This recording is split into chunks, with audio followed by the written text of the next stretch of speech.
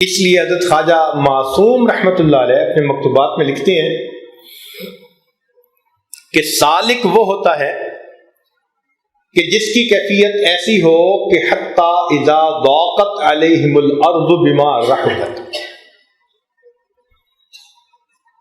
ایک صحابی کا تذکرہ ہے کہ جو اپنی کیفیت بیان کرتے ہیں کہ زمین میرے اوپر تنگ ہو گئی تھی، اور اللہ تعالیٰ تصدیق فرماتے ہیں اپنے کلام میں کہ ان تینوں کی حالت یہ تھی وَظَنُّوا أَلَّا مَلْجَأَ مِنَ اللَّهِ إِلَّا إِلَيْهِ، کہ اب اللہ کے سوا کوئی ملجا اور ماوا نہیں. فرماتے ہیں سالک کی کیفیت جب تک یہ نہ ہو اس وقت تک وہ سالک نہیں بنتا کہ اللہ کے سوا کوئی ملجا اور ماوا نہیں. ایسی کیفیت دل کی ہو جائے تو اس کے لیے انسان کو محنت کرنی پڑتی ہے، فقر و فاقہ بھی برداشت کرنا پڑتا ہے. اذا اردت ورود المواہب علیہ، اگر تم اللہ رب العزت سے معارف اور انعامات کے منتظر ہو، صحح الفقر فالفاقۃ علیک، تو اپنے اوپر فقر و فاقہ کو لازم کر لو، اس لیے کہ فرمان الہی ہے انما الصدقات للفقراء، صدقات تو فقیروں کے لیے ہوتے ہیں. اب اس کا یہ مطلب نہیں کہ مال نہ ہو، نہیں، اربوں پتی ہو انسان مگر دل میں مال کی محبت نہ ہو تو وہ فقیر انسان ہے. دیکھنے میں امیر ہے، حقیقت میں فقیر ہے. تو یہ فقر اختیار کرنا پڑتا ہے کہ دل سے محبت نکل جائے. پھر دیکھو اللہ رب العزت کی محبت انسان کے دل میں کس طرح سما جاتی ہے، کس طرح آ جاتی ہے. اسی لیے ذکر کرتے ہوئے اپنے آپ کو تمام تفکرات سے خالی کر لیا کریں. بعض دوستوں کو تو یوں دیکھا کہ ذکر کے دوران کاروباری کی باتیں سوچ رہے ہوتے ہیں، گھر بار کی بات سوچ رہے ہوتے ہیں. دل اٹکا رہے گا تو پھر اس کے اندر معارف نہیں آئیں گے. چنانچہ حضرت حاجی امداد اللہ مہاجر مکی رحمۃ اللہ علیہ کے ایک مرید تھے، عالم تھے، حدیث مبارکہ کا سبق پڑھاتے تھے اور حکمت بھی کرتے تھے، نسخہ بھی لکھ دیتے تھے. وہ حضرت حاجی صاحب کے ساتھ مکہ مکرمہ میں حرم میں 2 سال رہے. اب یہ اہم بات ہے، شیخ کی صحبت حاصل ہے، 2 سال حرم کی عبادت نصیب ہے، تو ان کے تو مزے، ان کے تو وارے نہیں آ رہے 5 گھی میں اور سر کڑائی میں کہ شیخ کی بھی صحبت اور ادھر حرم کی بھی برکتیں. 2 سال کے بعد حضرت حاجی صاحب رحمۃ اللہ علیہ نے اس کو بلایا اور فرمایا کہ مولانا تم نے 2 سال یہاں گزارے ہیں مگر مجھے تمہارے دل میں کچھ بنتا نظر نہیں آتا. عبادت گزار بھی ہیں، نیکوکار بھی ہیں، حدیث کا درس بھی دیتے ہیں، خدمت خلق کا کام بھی کرتے ہیں، شیخ کے ساتھ حرم میں بھی رہتے ہیں. اور شیخ فرماتے ہیں کہ مولانا مجھے تمہارے اندر کوئی تبدیلی ہوتی نظر نہیں آتی. اب جب انہوں نے یہ سنا تو وہ تو مخلص تھے، چاہتے تھے، آنکھوں میں آنسو آ گئے. حضرت اگر میرے دل میں کوئی تبدیلی نظر نہیں آتی تو پھر بتائیں میں کیا کروں. حضرت حاجی صاحب نے فرمایا کہ تم ایسا کرو کہ گنگو چلے جاؤ حضرت مولانا رشید احمد گنگوہی رحمۃ اللہ علیہ کے پاس. انہوں نے سے آگے کوئی چوں چاں نہیں کی، حرم کو کیوں چھوڑوں، آپ کی صحبت کو کیوں چھوڑوں، تو آپ کے بھی خلیفہ اور مرید ہیں. جو شیخ نے نسخہ تجویز کیا انہوں نے کہا حضرت غلط صحیح، چنانچہ درس کو بھی چھوڑا، جو حکمت کی مصروفیت تھی وہ بھی چھوڑی، اور حرم سے وہ گنگو آ گئے. حضرت گنگوئی رحمۃ اللہ علیہ سے ملاقات ہوئی، پوچھا کیسے آئے؟ انہوں نے کہا جی کہ میں نے 2 سال حرم میں اپنے شیخ کے ساتھ گزارے ہیں، اور شیخ نے فرمایا کہ تمہارے دل میں کوئی تبدیلی نظر نہیں آ رہی، گنگو چلے جاؤ۔ تو حضرت میں آپ کے پاس حاضر ہو گیا ہوں۔ حضرت گنگوئی رحمۃ اللہ نے فرمایا کہ ہاں یہاں وقت گزاریں، مگر آپ کو 2 کام کرنے پڑیں گے۔ ان کا جی کون سے؟ فرمایا ایک تو حدیث کا درس جو ہے وہ ذہن میں مستقل طور پہ چھوڑ دو کہ مجھے درس نہیں دینا۔ انہوں نے کہا بہت اچھا۔ فرمایا نسخہ لکھنا بھی چھوڑ دو۔ مقصود تھا ان کو تفکرات سے فارغ کرنا۔ انہوں نے کہا بہت اچھا۔ چند مہینے اس طرح گزارے اور دل کی دنیا آباد ہو گئی۔ اب یہاں ایک سوال پیدا ہوتا ہے کہ اگر یہ 2 کام ہی کرنے تھے تو حاجی صاحب نے حرم میں ان کو کیوں نہ بتا دیا؟ تو بڑوں کی بات حکمت سے خالی نہیں ہوتی۔ اس کی بنیادی وجہ یہ تھی کہ حضرت حاجی صاحب کوئی حدیث کا درس دینے والے عالم نہیں تھے، شیخ تھے۔ اگر وہ منع کرتے نا کہ مولانا حدیث کا درس نہ دو تو وہ رک تو جاتے، ذہن میں وسوسہ رہ جاتا، قدر نہیں ہے حدیث پاک کے علم کی، ان کو کیا پتہ علم کا کیا مقام ہے، اس لیے منع کر دیا۔ اور حضرت حاجی صاحب چاہتے تھے کہ ان کے دل سے وسوسہ ہی ختم ہو جائے، چنانچہ حضرت گنگوئی رحمۃ اللہ کے پاس بھیجا۔ اب حضرت گنگوئی رحمۃ اللہ علیہ بڑے فقیہ تھے اور حدیث کے بڑے عالم تھے۔ جب عالم نے منع کیا کہ درس بند کر دو تو دل کی تسلی ہو گئی۔ پھر حضرت گنگوئی رحمۃ اللہ علیہ نسخہ بھی لکھا کرتے تھے تو طب کے فن سے بھی آشنائی تھی۔ اب انہوں نے جب کہا کہ نسخہ لکھنا بند کر دو تو دل کو تسلی ہو گئی۔ تو مقصود یہ تھا کہ یہ ان چیزوں کو چھوڑیں اور تسلی ہو دل کو چھوڑ کے، پھر یکسو ہو کے ذکر کریں گے تو کام بن جائے گا۔ 2 سال شیخ کے ساتھ حرم میں رہے، کام نہ بنا۔ ان 2 شرائط کے ساتھ چند مہینے گنگو میں گزارے، اللہ نے دل کو روشن کر دیا، حضرت حاجی صاحب نے اجازت خلافت عطا فرما دی۔ تو دل کو کاٹنا پڑتا ہے، اس کے کاٹے بغیر انسان کا کام نہیں بنتا۔ اس لیے شاہ عبد الرحیم رحمۃ اللہ علیہ تشریف فرما تھے اور ایک سالک ان کے سامنے دور ذرا بیٹھا مراقبہ کر رہا تھا، ذکر کر رہا تھا۔ حضرت نے خادم کو بلایا اور بلا کے فرمایا کہ بھئی یہ 2 روپے لے جاؤ اور اس سالک کو دے دو اور کہو کہ بھئی اب ذکر کرو۔ وہ لے کے گیا اور اس بندے کو 2 روپے دے کے کہا بھئی حضرت فرماتے ہیں لو 2 روپے میری طرف سے ہدیہ، اب بیٹھ کے ذکر کرو۔ وہ انسان حیران کہنے لگا کہ میں بیٹھا تو ذکر میں تھا اور یہ خیال مجھے تنگ کر رہا تھا کہ آج شام کے کھانے کے لیے گھر میں کوئی بندوبست نہیں تو میں کہاں سے سودا خریدوں گا۔ اب یہ خیال چونکہ ذہن میں بار بار آ تھا، اللہ نے شیخ کو کشفن اطلاع فرما دی اور شیخ نے 2 روپے ہدیہ کر کے کہا کہ تم اس خیال سے فارغ ہو جاؤ کہ شام کے کھانے کا کیا ہوگا اور تم بیٹھ کے تسلی اور یکسوئی کے ساتھ اللہ کا ذکر کرو۔ ہمارے اندر یہ کوتاہی ہے، ہم جب ذکر کرنے بیٹھتے ہیں تو اپنے آپ کو تفکرات سے خالی نہیں کرتے، بس سر جھکا لیا اور بیٹھے اپنی باتیں سوچ رہے ہیں جو ہنگامے ہیں۔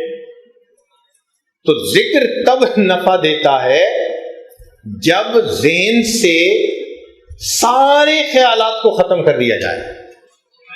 ہمارے حضرت مرشد عالم رحمت اللہ علیہ فرماتے تھے کہ انسان ہر طرف سے ہٹ کٹ جائے۔ اب یہ جو چند الفاظ ہیں نا یہ گہرے بہت ہیں، ہر طرف سے ہٹ کٹ جائے، مقصود یہ تھا کہ سارے تفکرات دل سے نکل جائیں۔ یکسوئی کے ساتھ انسان اللہ کا ذکر کرے، اس طرح پھر ذکر انسان کو فائدہ دیتا ہے۔ ایک اور کمی اور کوتاہی جو اکثر سالکین میں ہوتی ہے کہ باتوں کا بہت چسکا ہوتا ہے، اوہو اتنا بولتے ہیں کہ دوسرا کوئی بات بھی کر رہا ہو تو بھی آگے سے بول ہی رہے ہوتے ہیں۔ یہ باتوں کا چسکا یہ بڑی رکاوٹ ہے۔ جو شخص چپ کے مزے لینا چاہے اس کو تو پھر باتوں میں پرہیز ہی کرنا پڑے گا کہ کام سے متعلق بات کرے اور خام خواہ کی باتیں نہ کرے۔ اس لیے مشائخ نے قلت کلام مستقل ایک عنوان باندھا کہ تھوڑی گفتگو کرو، اور ہمارے مشائخ نے اس کی مشق کروائی۔ چنانچہ حضرت گنگوئی رحمۃ اللہ علیہ کے ہاں، حضرت تھانوی رحمۃ اللہ علیہ کے ہاں جو بندہ سلوک سیکھنے کے لیے آتا تو حضرت شرط لگاتے تھے کہ خانقاہ میں اس طرح وقت گزارو کہ دوسرے کو سلام کا جواب دینے کے سوا اور کوئی کلام نہیں کرنا۔ سلام کا جواب تو دے سکتے ہو کہ یہ وہ واجب ہے، سلام کا جواب دینا، اس کے سوا تم گفتگو نہیں کر سکتے۔ چنانچہ ایک دوسرے سے گفتگو نہیں ہوتی تھی۔ حضرت مفتی محمد شفیع رحمۃ اللہ علیہ، مفتی اعظم پاکستان، اور علامہ بن نوری رحمۃ اللہ علیہ جب یہ دونوں پڑھ کر فارغ ہو گئے، جوان العمر تھے، تو دونوں شہزادوں نے یہ دل میں سوچا کہ کیوں نہ کچھ وقت حضرت تھانوی رحمۃ اللہ علیہ کے پاس لگا کے آئیں۔ چنانچہ یہ حضرات سلوک سیکھنے کے لیے تھانہ بھون آ گئے، دن میں کچھ وقت وہاں گزارا، عشاء کی نماز پڑھی تو کمرے میں آ گئے، تو ان دونوں کو الگ کمرہ دے دیا گیا تھا۔ وہاں بیٹھ گئے، کوئی علمی مسئلہ چھڑ گیا تو گفتگو شروع ہو گئی۔ جب گفتگو کی آواز باہر گئی تو جو خانقاہ کا خادم تھا، بوڑھا بڑے میاں، وہ آئے اور انہوں نے دروازہ کھٹکھٹا کے کہا کہ بھائی خانقاہ میں عشاء کے بعد گفتگو کا کرنا منع ہے۔ چلا گیا، یہ سمجھے کہ بھائی زیادہ گفتگو کا کرنا منع ہوگا یا اونچی آواز سے گفتگو کا کرنا منع ہوگا، لہذا ذرا پست آواز کے ساتھ ایک دوسرے سے پھر بات چلتی رہی۔ کوئی 15-20 منٹ گزرے تو پھر وہ بڑے میاں آئے اور دروازہ کھٹکھٹا کے کہا کہ آپ لوگ گفتگو بند کر دیں، اگر گفتگو بند نہ ہوئی تو مجھے حکم یہی ہے کہ میں آپ دونوں کے سامان کی گٹھڑی آپ کے سر پہ رکھ کر آپ کو خانقاہ سے نکال دوں گا۔ فرماتے ہیں تب ہمیں احساس ہوا کہ یہاں چپ رہنا کتنا ضروری ہے۔ اب ہم چپ ہو گئے، اور جیسے ہی چپ ہوئے اب ہمیں ذکر کا مزہ بھی آنے لگ گیا۔ چنانچہ حضرت مجذوب رحمۃ اللہ علیہ جن دنوں سبق سیکھ رہے تھے تو حضرت نے کہا تھا کہ تم نے گفتگو نہیں کرنی۔ شاعر ہونے کے ناطے ان کی واقفیت بہت تھی، ہر آنے والا ان سے گفتگو کرتا، تو انہوں نے ایک پرچے پہ لکھا، گتے پہ لکھا خاموش، اور اس کو اپنے گلے میں ڈال دیا۔ کوئی سلام کرتا تو جواب دے دیتے، سلام کے علاوہ کوئی بات پوچھتا تو گتے کی طرف اشارہ کر دیتے، زبان سے بھی نہیں کہتے تھے کہ نہیں بات کرنی، بس اس کی طرف اشارہ کر دیتے تھے، تو دوسرے کو پتہ چل جاتا تھا کہ میں نے ان سے زیادہ باتیں نہیں کرنی۔ چنانچہ ایک بڑے عالم تھے، وہ حضرت تھانوی رحمۃ اللہ کی خدمت میں آئے کچھ وقت گزارنے کے لیے، ایک چلہ گزارنے کے لیے۔ حضرت نے ان سے کہا کہ یہاں آپ نے رہنا ہے اور خاموش رہنا ہے۔ وہ بالکل ہی خاموش ہو گئے، کوئی سلام بھی دیتا تو بس ہاتھ کے اشارے سے جواب دے دیتے۔ لوگوں کو تو تعارف نہیں تھا، تھانہ بھون کے لوگ ان کو گنگا سمجھنے لگے کہ یہ گنگے ہیں، بات ہی نہیں کر سکتے۔ 40 دن جب انہوں نے اس طرح گزار لیے تو حضرت تھانوی رحمۃ اللہ نے ایک دن انہیں فرمایا کہ اب آپ اس مسجد میں درس قرآن دیں. اب شیخ کی مسجد اور درس قرآن، تو وہ تو بڑے عالم تھے. جب درس قرآن دینے لگے تو لوگ حیران ہو کر پوچھنے لگے اچھا یہ بول بھی سکتے ہیں؟ تو اتنا خاموش وقت گزارا کہ لوگوں کو یہ محسوس ہوتا تھا یہ گنگا ہے، بات ہی نہیں کر سکتا. اس لیے علامہ عبد الوہاب شیرانی رحمۃ اللہ علیہ اخلاق الصالحین کتاب میں لکھتے ہیں کہ بعض ایسے بھی بزرگ تھے کہ جو الفاظ بولتے تھے وہ لکھ لیتے تھے اور رات سونے سے پہلے غور کرتے تھے کہ اس میں نے کتنی فالتو بات کی اور کتنی صحیح بات کی. ہم تو لکھنے لگے تو ماشاء اللہ 2-4 رجسٹر تو ایک دن میں آرام سے بھر جائیں. اچھا کیا بول رہے ہوتے ہیں کئی دفعہ خود بھی پتہ نہیں ہوتا. تو حقیقت میں ہمیں مرض ہے بولنے کی. تو چپ کے مزے کیسے آئیں؟ چپ کے مزے لینے کے لیے تو خاموش ہونا پڑے گا نا. کہہ رہا ہے شور دریا سے سمندر کا سکوت، کہہ رہا ہے شور دریا سے سمندر کا سکوت، جتنا جس کا ظرف ہے اتنا ہی وہ خاموش. جن کے ظرف بڑے ہوتے ہیں وہ خاموش.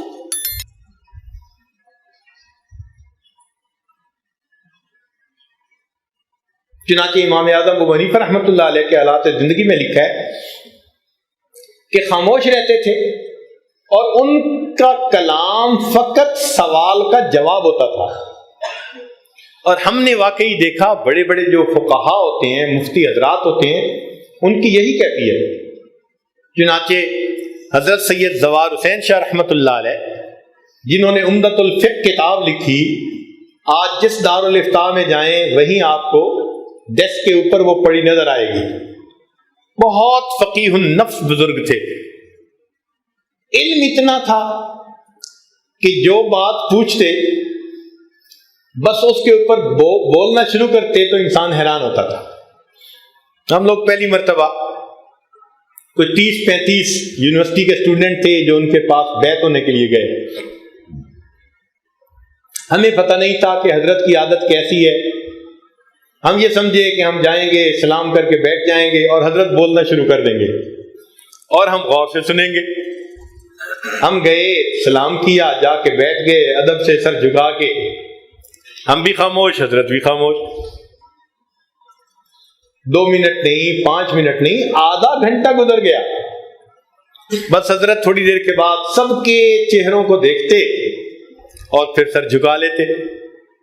پھر تھوڑی دیر بعد چہروں کو دیکھتے تو حضرت سمجھ گئے کہ یہ بے وقوف لڑکے آ گئے ہیں، پتہ ان کو ہے نہیں، مجھے ان کو سمجھانا ہی پڑے گا. چنانچہ آدھے گھنٹے کے بعد حضرت نے فرمایا بھائی مجھے تو زیادہ باتیں کرنے کی عادت نہیں، اگر آپ لوگ آپس میں ایک دوسرے سے باتیں کریں تو میں بھی سن لوں گا. اللہ اکبر. ذرا غور کیجئے بات کیسے کی. بھائی مجھے تو زیادہ باتیں کرنے کی عادت نہیں، اگر آپ لوگ آپس میں باتیں کریں تو میں بھی آپ کی باتیں سن لوں گا. اس پر ایک نوجوان نے اذان جوق کا مسئلہ پوچھ لیا. حضرت آپ نے اپنی کتاب میں اذان جوق کا مسئلہ ایسے لکھا ہے. آج کل تو ساؤنڈ سسٹم ہے نا، تو بڑی بڑی مسجدیں جیسے بادشاہی مسجد ہے، ایک مؤذن اذان دیتا ہے، کونے کونے میں آواز چلی جاتی ہے. پہلے وقتوں میں تو ایسا نہیں تھا. بندہ کونے میں اذان دے تو دوسرے کونے میں خبر ہی نہیں ہوتی تھی ہو کیا رہا ہے. تو اس وقت یہ ہوتا تھا کہ کئی مؤذن اپنی جگہ متعین کر دیتے تھے، 8-10 وقت متعین کرتے تھے. ایک آدمی اذان شروع کرتا تھا تو ایک وقت میں اتنے بندے گویا مل کے اذان دے رہے ہوتے تھے. اس کو اذان جوق کہا جاتا ہے. اب انہوں نے جو مسئلہ پوچھ لیا تو حضرت نے اس کی جزیات بتانی شروع کی. 1 گھنٹہ اذان جوق کی تفصیلات بتانے میں گزر گیا. اللہ اکبر. پھر ہمیں پتہ چلا کہ حضرت خود گفتگو نہیں فرماتے، ہاں ایک ذرا چھیڑیے پھر دیکھیے کیا ہوتا ہے. اور ہر سال ہم حضرت کی خدمت میں جب حاضر ہوتے تھے تو ایک سوال پوچھ سکتے تھے. کوئی بندہ قلب کے بارے میں سوال پوچھ لیتا تو گھنٹہ اسی کے اوپر, کوئی ذکر کا سوال پوچھ لیتا تو گھنٹہ اسی کے اوپر.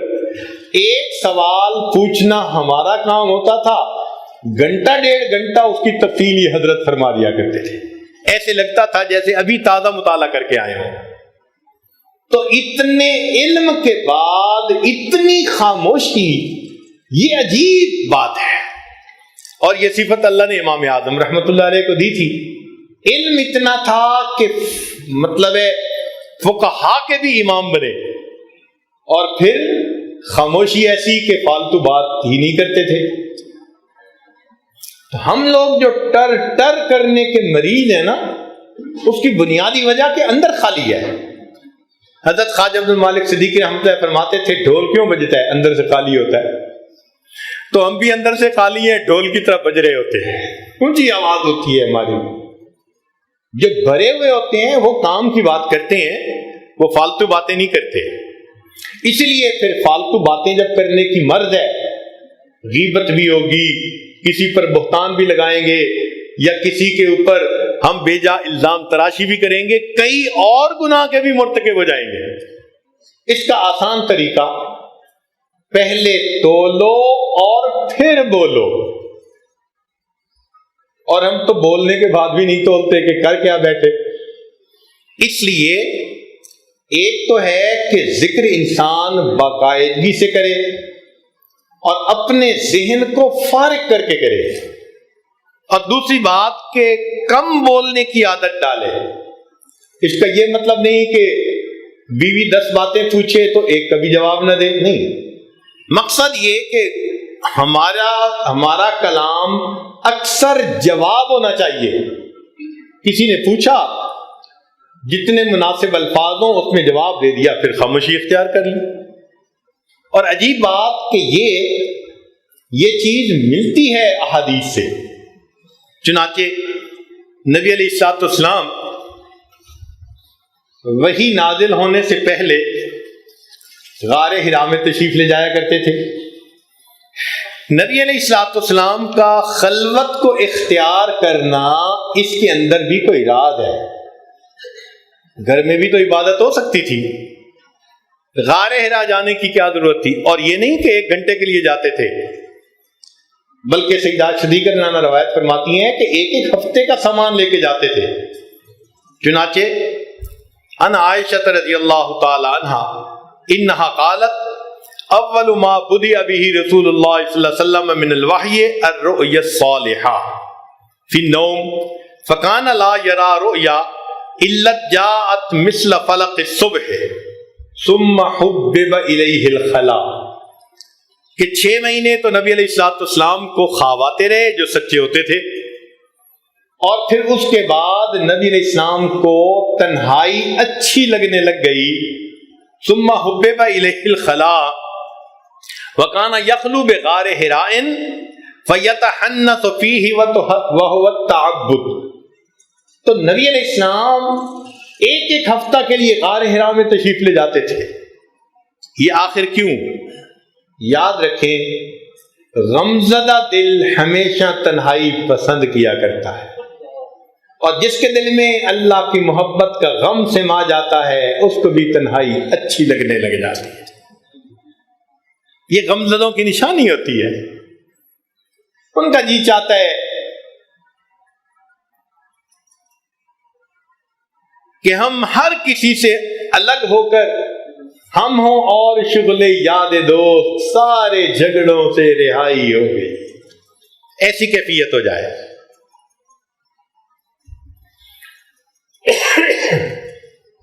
تو نبی علیہ الصلوۃ والسلام وہاں جا کر کیا کرتے تھے؟ ذرا غور کریں. ابھی نماز کا حکم نہیں اترا تھا, قرآن مجید نہیں اترا تھا, تو نہ نماز تھی نہ تلاوت تھی. تو غار حرا میں کیا کرتے تھے بھائی؟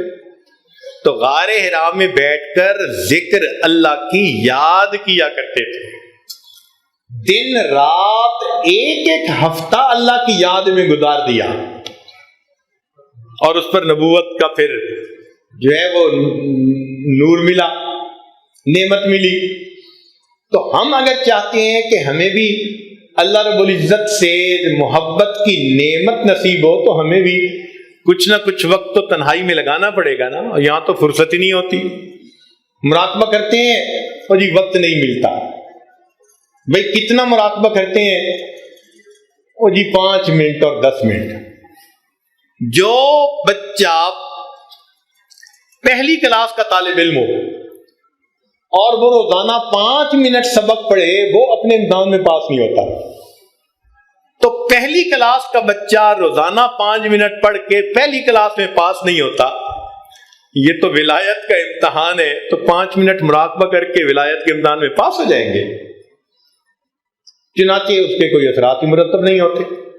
پھر نبی علیہ السلام صرف یہ نہیں کہ غار حرا میں تنہائی تھی، نبوت کی زندگی میں ایسے ایام آتے تھے کہ نبی علیہ السلام تنہائی اختیار فرماتے تھے. مثال کے طور پر رمضان کا مہینہ، نبی علیہ السلام شب قدر کی تلاش میں پہلے عشرے کے اندر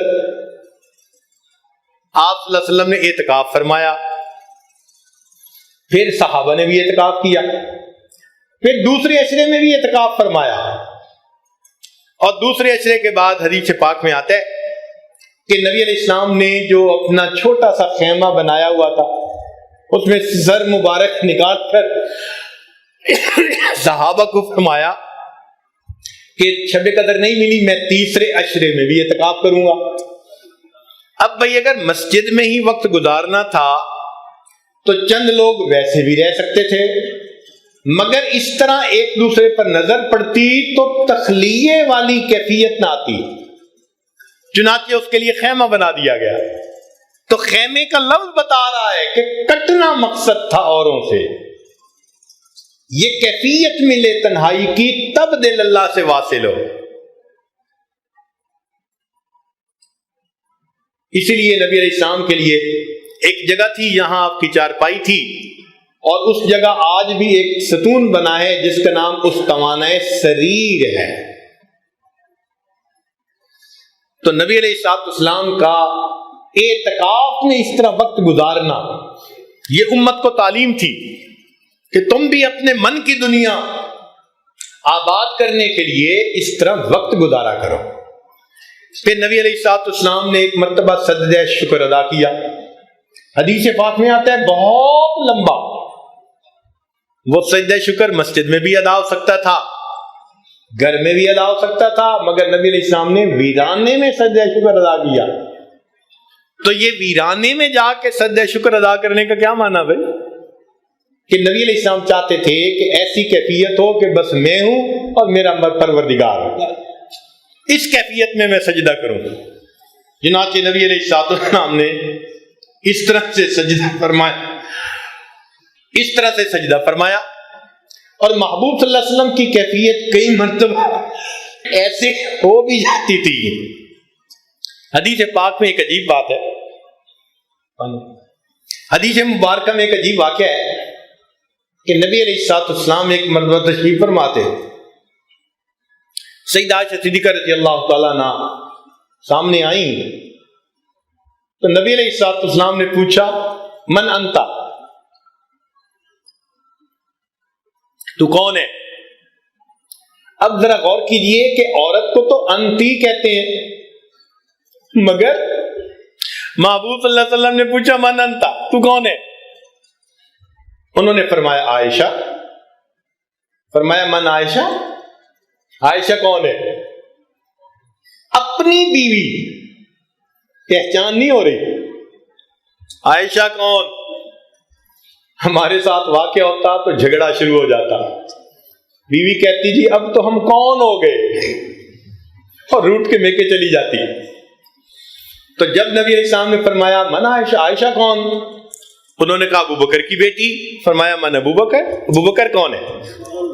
تو عائشہ صدیقہ عنہا فرماتے ہیں میں سمجھ گئی کہ نبی علیہ السلام پر کوئی خاص کیفیت ہے، یہ اس وقت مجھے نہیں پہچانیں گے. چنانچہ اس وقت میں ایک طرف ہو گئی. بعد میں جب نبی علیہ السلام دوبارہ گھر تشریف لائے بیٹھے تو میں نے پوچھا اے اللہ کے حبیب صلی اللہ علیہ وسلم، اس وقت تو آپ نے نہ مجھے پہچانا نہ اپنے اتنے پیارے دوست ابو بکر کو پہچانا. نبی علیہ السلام نے فرمایا عائشہ لی مع اللہ وقتن، میرا اللہ کے ساتھ ایک وقت ہوتا ہے، اس وقت میں کوئی ملائکہ بھی اس کے درمیان دخل اندازی نہیں کر سکتا۔ تو ہمارا بھی تو کوئی اللہ کے ساتھ وقت ہونا چاہیے نا۔ تو یہ جو صبح و شام اور رات کے لیے آدھا گھنٹہ 20 منٹ ہیں، سمجھ لیں بس میں ہوں اور میرا رب ہے۔ ساری تفکرات کو ایک طرف رکھ دیں، ساری باتوں کو ایک طرف رکھ دیں، اور روزانہ اللہ کے ساتھ اللہ کی معیت میں اس وقت کو گزارنا شروع کر دیں، پھر دیکھیں مراقبے کے اثرات کیسے مرتب ہوتے ہیں۔